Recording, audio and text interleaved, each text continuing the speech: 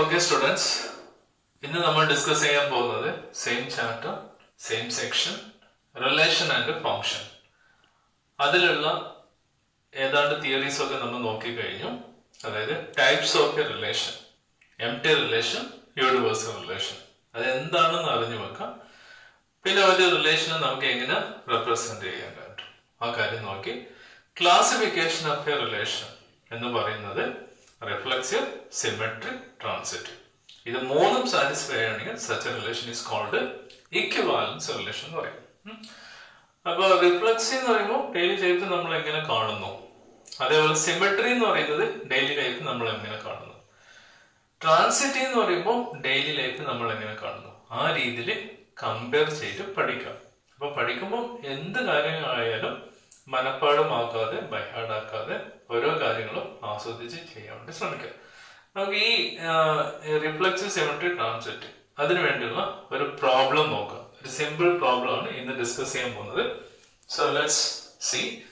So question ഇതാണ്: show that the relation R എന്ന് പറഞ്ഞ റിലേഷന് സൂചിപ്പിക്കുന്ന സിമ്പിൾ ആണ്.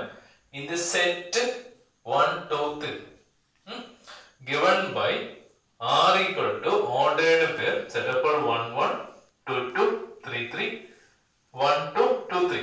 കണ്ടിന്യൂസ് ആണെങ്കിൽ കണ്ടിന്യൂസ് എഴുതാം, സ്പേസ് ഇല്ലാത്തതുകൊണ്ട് താഴെ എഴുതി. Is reflexive but neither symmetric nor transitive. ഇപ്പൊ ക്വസ്റ്റ്യന്റെ മോഡൽ ഷോ ദാറ്റ് ആണ്. ഷോ ദാറ്റ് എന്ന് പറയുമ്പോൾ ഇവിടെ അതിന്റെ ആൻസർ ഉണ്ട്, നമുക്ക് അതിന് വേണ്ടിയുള്ള സ്റ്റെപ്സ് ഒന്ന് പ്രൂവ് ചെയ്യാം, അതാണ് ഉദ്ദേശിക്കുന്നത്. അപ്പൊ നമുക്ക് അതിൽ ആൻസർ കിട്ടി. Show that is reflexive, reflexive ആണ്, but neither symmetric nor transitive. Symmetry അല്ല, ട്രാൻസിറ്റീവ് അല്ല. അപ്പൊ നമുക്ക് ഇത് ഒറ്റ നോട്ടത്തിൽ ഈ ക്വസ്റ്റ്യൻ പ്രകാരം ഇത് റിഫ്ലെക്സീവ് ആണ് കിട്ടി, സിമെട്രി അല്ല, ട്രാൻസിറ്റീവ് അല്ല. അപ്പൊ ആൻസർ നമ്മൾ കയ്യിൽ കിട്ടി. അതിന് വേണ്ടിയുള്ള സ്റ്റെപ്സ് പ്രൂവ് ചെയ്ത് കൊടുക്കുക. അപ്പൊ ഞാൻ ആദ്യം ചെയ്യുന്നത് ആൻസർ ആണ്. ആദ്യം ചെയ്യുന്നത് എ ഈക്വൽ ടു സെറ്റ് 1, അതിന് എ എന്ന് പറഞ്ഞ പേര് കൊടുക്കും. തന്നിട്ടുണ്ട് എ, അതിന് എ എന്ന് പേര് എടുക്കും. ഇനി റിലേഷൻ ആർ എന്ന് പറയുന്നത് റിലേഷൻ ആണ്. അത് എപ്പോഴും അങ്ങനെ തന്നെയാണ് എടുക്കുക. ഓർഡേർഡ് പേർ 1, 1, 2, 2, then 3, 3, then 1, 2, 2, 3. അത് ഞാൻ ഇങ്ങനെ എടുത്തു. 1, 1, 2, 2, 3, 3, 1, 2. ഇത് തന്നെ ഇവിടെ എടുത്തു. ഇതാണ് നമുക്ക് തന്നിരിക്കുന്ന കണ്ടീഷൻ. ഇനി ഇത് റിഫ്ലെക്സീവ് ആണെന്ന് പറയുന്നത്, അപ്പൊ അത് നമുക്ക് പ്രൂവ് ചെയ്ത് കൊടുക്കണം. എങ്ങനെ പ്രൂവ് ചെയ്ത് കൊടുക്കണം? സെറ്റില് എത്ര എലമെന്റ് ഉണ്ട് നോക്കാം. ശ്രദ്ധിച്ച് ചെയ്ത ഐഡിയ ക്ലിയർ ആവും. സെറ്റിൽ എത്ര എലമെന്റ് ഉണ്ട് നോക്കാം. ഇപ്പൊ സെറ്റിൽ ആകെ ഉള്ളത് 1, 2, 3 ആണ്. 1, 2, 3 ആണ്. അപ്പൊ അങ്ങനെ 1, 2 എത്ര എലമെന്റ് ഉണ്ടോ അതിന് കറസ്പോണ്ടിങ് ആയിട്ട് ഇമേജും അതേ മെമ്പർ തന്നെ വരണം. അതിന്റെ ഇമേജും ഇപ്പൊ 1 ആണെങ്കിൽ 1, 1 ഇവിടെ ഉണ്ടായിരിക്കണം. 2 ഇവിടെ ഉണ്ടെങ്കിൽ 2, 2 റിലേഷനിൽ ഉണ്ടായിരിക്കണം. 3 ഉണ്ടെങ്കിൽ 3, 3 ഇവിടെ ഉണ്ടായിരിക്കണം. ഇപ്പൊ ഇവിടെ 4 ഉണ്ടെങ്കിലോ 4, 4 ഇവിടെ ഉണ്ടോ നോക്കാം. അപ്പൊ ഇവിടെയുള്ള എല്ലാ എലമെന്റിനും ഓർഡേർഡ് പെയർ ആയിട്ട് ഇമേജും ഇതിന്റെ ഇമേജ് ആണ് ഇത്. ഓക്കെ, അപ്പൊ 1, 1, 2, 2, 3, 3. 4 ഉണ്ടെങ്കിൽ 4, 4 വേണം. 4 ഉണ്ടെങ്കിൽ 4, 4 ഇല്ലെങ്കിൽ ഇറ്റ്സ് നോട്ട് എ റിഫ്ലെക്സ്. അപ്പൊ ഇതിലുള്ള എല്ലാ എലമെന്റും കറസ്പോണ്ടിങ് ആയിട്ട് ഇമേജിൽ ഇമേജ് ഇവിടെ ഉണ്ട്. അപ്പൊ ക്ലിയർലി ഇറ്റ് ഈസ് റിഫ്ലെക്സീവ്. മനസ്സിലാകല്ലോ? അപ്പൊ അത് എങ്ങനെ സ്റ്റെപ്പ് എഴുതും? ഇങ്ങനെ എഴുതാം. ഫോർ എവരി ഒരു സ്റ്റെപ്പ് ക്രിയേറ്റ് ചെയ്യാം. ഫോർ എവരി 1, ഈ 1 belongs to A, 1 belongs to A, then 1, 1 belongs to R. R ഉണ്ടോ? ഉണ്ട്. അടുത്ത് ഫോർ എവരി. ഈ ഫോർ എവരി ഇങ്ങനെ എഴുതുന്നതിന് പകരം ഇങ്ങനെ ഒരു നൊട്ടേഷൻ, ഇത് ഫോർ എവരി സിമ്പിൾ ആണ്. അപ്പൊ ഈ സെന്റൻസ് എഴുതുന്നത് ഇങ്ങനെ വി ഇട്ടിട്ട് ഒരു വര ഇട്ടാൽ മതി. Okay, for every 2 belongs to A, A ഉണ്ട്. then 2, 2 belongs to R ഉണ്ടോ? ഉണ്ടല്ലോ. ഓക്കെ, അപ്പൊ അത് സാറ്റിസ്ഫൈ. അടുത്ത് for every 3 belongs to A, then 3, 3 belongs to ഉണ്ടോ? ഉണ്ട്. അപ്പൊ ക്ലിയർലി ഇതിലുള്ള എല്ലാ എലമെന്റും കറസ്പോണ്ടിങ് റിലേഷൻ. ഇതിപ്പോ ഇറ്റ് ഈസ് റിഫ്ലെക്സീവ്. അപ്പൊ ഇവിടെ റിഫ്ലെക്സ് കറക്റ്റ് ആണ്, നമ്മൾ ചെയ്ത പോലെ correct. But neither symmetry not transitive. Symmetry അല്ല, ട്രാൻസിറ്റീവ് അല്ല. ഓക്കെ, ആൻസർ നമ്മുടെ കയ്യിലുണ്ട്, അതുപോലെ ചെയ്യാം. അപ്പം ഇത് തന്നെയാണ്. ഇനി റിലേഷൻ, ഒന്നുകൂടി റിലേഷൻ നോക്കുക. അപ്പൊ റിലേഷൻ നോക്കുമ്പോൾ 1 1 ഇവിടെ ഉണ്ട്. ഇവിടെയുള്ള എല്ലാ എലമെന്റും, അതായത് സിമെട്രി എന്ന് പറയുമ്പോൾ ബട്ടർഫ്ലൈ പോലെ രണ്ടിന്റെ ചിറക് ഈ സാധനം അപ്പുറത്തെ വശം ഒരേപോലെ വരണം. അപ്പൊ ഇവിടെ എങ്ങനെ എടുക്കാം? 1 1 if 1 1 belongs to R, which implies ഈ 1 1 എടുക്കുമ്പോൾ ഈ 1 ഇങ്ങോട്ട് എഴുതിയാലും ഈ 1 ഇങ്ങോട്ട് എഴുതിയാലും ഒന്ന് തന്നെയാണ്. മനസ്സിലായല്ലോ? അപ്പൊ അങ്ങനെയാണ് ചെയ്യുന്നത്. 1 1 ക്ലിയർലി ബിലോങ്സ്, അതായത് ഇതിന് ഇങ്ങോട്ട് ഒരേ നമ്പർ ആയതുകൊണ്ട് നമുക്കൊരു ചിലപ്പോൾ ചില കൺഫ്യൂഷൻ വരും. ഇപ്പൊ ഞാൻ എല്ലാ സ്റ്റെപ്പ് എഴുതാം. 2 2 belongs to R, അതും സെയിം നമ്പർ ആണ്. So clearly 2 2 belongs to R. അടുത്ത് 3 3 belongs to R, which implies 3 3 belongs to R. സംശയം വരരുത്. അപ്പൊ ഇത് ഇനി അടുത്ത എലമെന്റ് നോക്ക്. 1 2 1 2. അപ്പൊ നിങ്ങൾക്ക് സംശയം ക്ലിയർ ആവും. 1 2 belongs to R, which implies ഇതിന് ഇങ്ങോട്ട് എഴുതാം, ഇതിന് ഇങ്ങോട്ട് എഴുതാം. 2 1 belongs to R ആണ്. നോക്ക്, 2 1 ഉണ്ടോ? നോക്കി, 2 1 2 1 2 ഇല്ല, ഇല്ലല്ലോ. അപ്പൊ 2 1 not belongs to R. Therefore ഇവിടെ നമ്മള് പ്രോപ്പർട്ടി സാറ്റിസ്ഫൈ ചെയ്യുന്നില്ല. It is not a symmetry.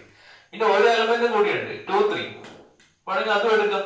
അതായത് ഒന്നില് കിട്ടുന്നില്ലെങ്കിൽ പിന്നെ അങ്ങോട്ട് ചെയ്യേണ്ട. ഓക്കെ, അപ്പൊ 2 3 belongs to 3 2 ഉണ്ടോ? ഇല്ല. അപ്പൊ അവിടെ ഫോൾട്ട് ആണ്. അപ്പൊ നമുക്ക് ഒരു ഫോൾട്ട് കിട്ടിയാൽ തന്നെ അവിടെ സ്റ്റോപ്പ് ചെയ്യാം. അതായത് ഒരു എക്സ്പെരിമെന്റ് ചെയ്യുമ്പോൾ 100 റിസൾട്ടിന് ശരിയാണ്, പക്ഷെ 101ാമത്തെ റിസൾട്ട് തെറ്റാണെങ്കിൽ ടോട്ടലി തെറ്റാണ്.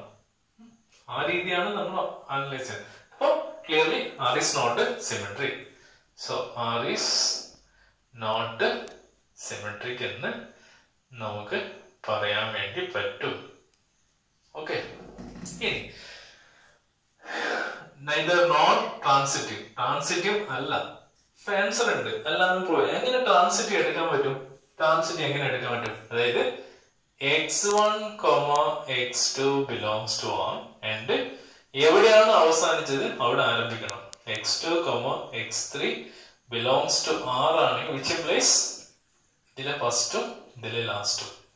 x1 x3 belongs to R ഉണ്ടാവണം. അതായത് ആറിലുള്ള രണ്ട് ജോഡി എടുക്കുക. അത് എങ്ങനെ എടുക്കണം? ഇതിൽ അവസാനിച്ച നമ്പറിൽ ഇതിൽ ആരംഭിക്കണം. അത് കണ്ടീഷനാണ്. അങ്ങനെ ഉണ്ടെങ്കിൽ എടുത്തിടും. അങ്ങനെ എടുക്കാൻ പറ്റുന്നില്ലെങ്കിൽ really it is not transitive എന്ന് പറയാം. ഉണ്ടെങ്കിൽ എടുക്കാം, ഇല്ലെങ്കിൽ ഇറ്റ് ഡസ് നോട്ട് എക്സിസ്റ്റ്. അപ്പൊ എന്ത് ചെയ്യണം? ഉണ്ടെങ്കിൽ ഈ ഫസ്റ്റും ലാസ്റ്റും എടുത്തു കഴിഞ്ഞാൽ അത് റിലേഷൻ ഉണ്ടാവണം. ഓക്കെ, അങ്ങനെയുള്ള എലമെന്റ് ഉണ്ടോ നോക്ക്. 1 1 1ൽ ആരംഭിക്കുന്ന ഇതാ, 1ൽ അവസാനിച്ചു 1ൽ ആരംഭിച്ചു ഉണ്ട്. അപ്പൊ ഞാൻ എടുക്കുന്നു 1 1 belongs to R and 1 2 belongs to R, which implies ഈ 1ഉം ഈ 2 1 2 ഇതാണ് ഈ 1ഉം ഈ 2 1 2 belongs to R. അപ്പൊ നോക്കേ 1 2 belongs to R ഉണ്ട്. നോക്കേ ഉണ്ട്. ഇത് നമ്മൾ എടുത്തു. അപ്പൊ അവിടെ സംശയം വരും, നമ്മൾ 1 2 എടുത്ത് തന്നെയാണ്, പക്ഷെ റിസൾട്ട് കിട്ടുമ്പോൾ 1 2 തന്നെയാണ്. വീണ്ടും റിലേഷൻ നോക്കുക.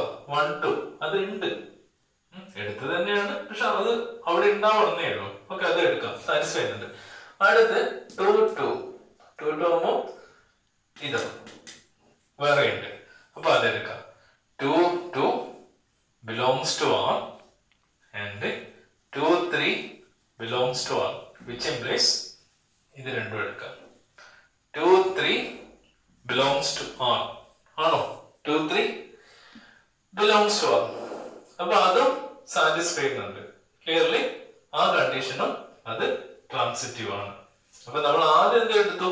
1 1 belongs to R, 1 2 belongs to R. അപ്പൊ ഇവിടെയുള്ള 1ഉം 2ഉം എടുക്കുമ്പോൾ അത് ഇവിടെ ഉണ്ടോ നോക്കാം. ഇവിടെ ഉണ്ട്. 2 2 belongs to R, 2 3 belongs to R. ഇവിടെ അവസാനിച്ചോ ഇവിടെ ആരംഭിക്കണം. അപ്പൊ ഈ ഫസ്റ്റും ലാസ്റ്റ് എടുക്കുമ്പോൾ 2 3 ഇവിടെ ഉണ്ട്. ഇനി എടുക്കാൻ പറ്റുന്ന വേറെ എലമെന്റ്സ് ഉണ്ടോ നോക്കാം. അപ്പൊ ഇത് രണ്ടും സാറ്റിസ്ഫൈ ചെയ്യുന്നുണ്ട്, ട്രാൻസിറ്റീവ് ആവുന്നുണ്ട്. ഇനി ട്രാൻസിറ്റീവ് അല്ലാത്ത വേറെ എന്തെങ്കിലും ഉണ്ടോ നോക്കാം. 1 1 എടുത്തു. അടുത്ത് 3 എടുക്കാൻ പറ്റുന്ന വേറെ എലമെന്റ്സ് ഇല്ല. 1 1 എടുത്തു കഴിഞ്ഞു. 2 2 2 3 എടുത്തു. ഇനി വേറെ എലമെന്റ്സ് നമുക്ക് ഇവിടെ എടുക്കാൻ പറ്റുന്ന എലമെന്റ്സ് ഇത്രേ വരുന്നുള്ളൂ. അപ്പൊ ഇത് ക്ലിയർലി രണ്ട് കണ്ടീഷനും നമുക്ക് സാറ്റിസ്ഫൈ ചെയ്യുന്നുണ്ട്. പക്ഷെ ഇവിടെ നോ ട്രാൻസിറ്റീവ് ആണെന്ന് പറയുന്നുണ്ട്. അത് എങ്ങനെ നോ ട്രാൻസിറ്റീവ് വരാനുള്ള പോസിബിലിറ്റി ഉണ്ടെന്ന് ഒന്നുകൂടി നോക്കാം. അപ്പൊ ഞാൻ അടുത്തത് 1 1 1 2 2 2 2 3 എടുത്തു. അപ്പൊ 2 3 അവിടെ ഉണ്ട്. അപ്പൊ ആ ഒരു പ്രശ്നം വരുന്നില്ല. 2 3 ഉണ്ട്. ഇനി വേറെ 3 3 എടുക്കുമ്പോ 3 3 എടുക്കാൻ പറ്റുന്നില്ല. അപ്പൊ ഇവിടെ ശരിക്കും പറഞ്ഞാൽ ട്രാൻസിറ്റീവ് കണ്ടീഷൻ ഇവിടെ സാറ്റിസ്ഫൈ ചെയ്യുന്നുണ്ട്. പക്ഷെ ഇവിടെ ക്വസ്റ്റ്യനിൽ നോട്ട് ട്രാൻസിറ്റീവ് ആണെന്ന് പറയുന്നത്. അതും കൂടി ഒന്ന് ചെക്ക് ചെയ്തേക്കാം. ക്വസ്റ്റ്യനിൽ വേറെ ഏതെങ്കിലും എലമെന്റ്സ് ഉണ്ടോ നോക്കാം.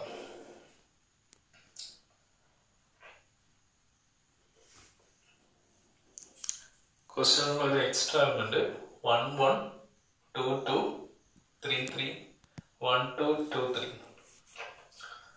നമുക്ക് അവിടെ ട്രാൻസിറ്റീവ് വരാൻ പാടില്ല. അതാണ് നമ്മുടെ കണ്ടീഷൻ. അപ്പൊ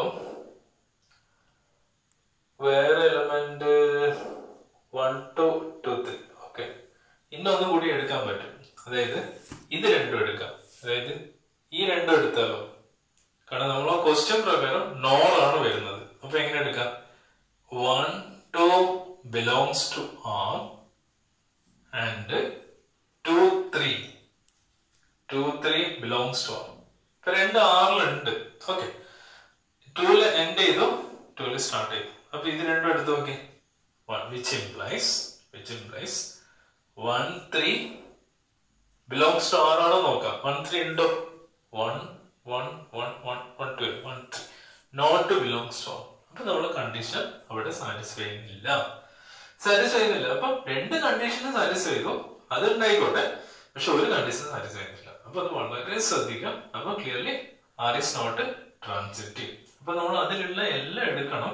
കാരണം രണ്ട് മാത്രം കേവലം എടുത്താൽ പോരാ, എല്ലാം ഒന്ന് അനലൈസ് ചെയ്ത് ചെയ്യണം. ഇതാണ് ഇവിടെയുള്ള പ്രോബ്ലം എന്ന് പറയുന്നത്. അപ്പോ given relation R is reflexive but neither symmetric not transitive. Transitive ചെയ്യുമ്പോൾ കുറച്ച് ശ്രദ്ധിക്കാനുണ്ട്.